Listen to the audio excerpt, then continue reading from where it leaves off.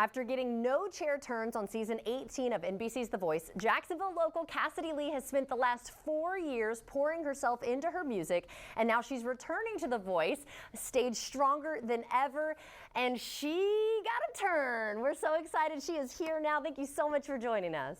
Hi, thank you for having me. Of course. This is really cool too because you've actually performed on our show before for Jack's Jams with your band Annie Dukes. So before we get into The Voice, tell us a little bit about your musical journey, how you kind of got started. So, I grew up in the martial arts world. My family actually owned a karate school, so that's what I grew up doing. And when I was about 16 years old, I picked up the guitar and started playing music. And I did the solo thing for a while.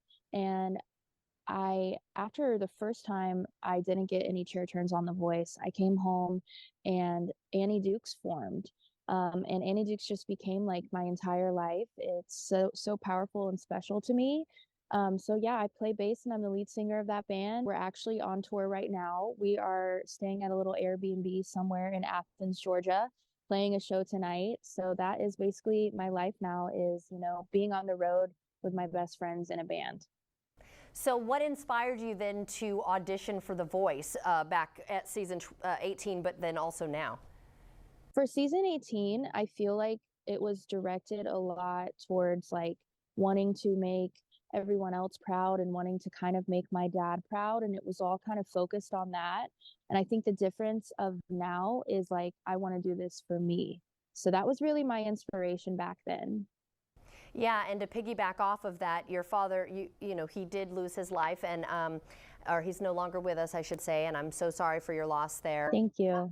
Do you think that taking that time off to grieve helped in your performance? Like how you're saying, I'm doing this for me now. Do you think that made you stronger after the healing?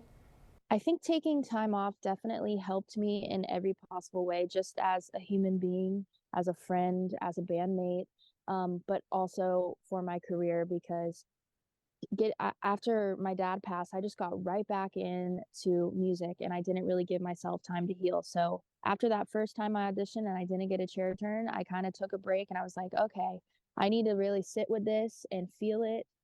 And I did. And now I feel like honestly just who I was meant to be all along. And it felt like it gave me power to be able to do it this time.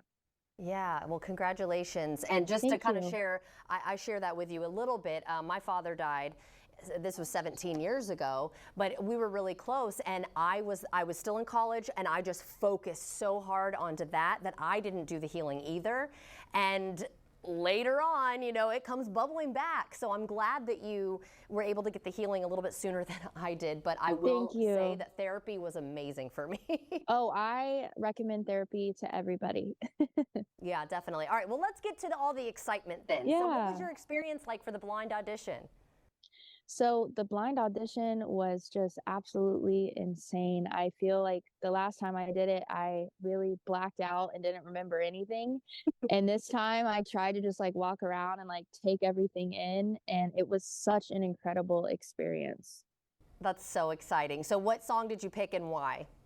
I sang You're No Good by Linda Ronstadt. That has been one of the songs I've been singing for almost 10 years. That was always my go-to song. So I was like, I'm gonna go that route and do something I'm really comfortable with. Well, obviously it worked. How excited. So are you really excited? Which judge were you happy to, like, if you had to pick just one out of the four, which one, or coach, which one would you have picked? So going into it, I was really hoping that Gwen would turn for me.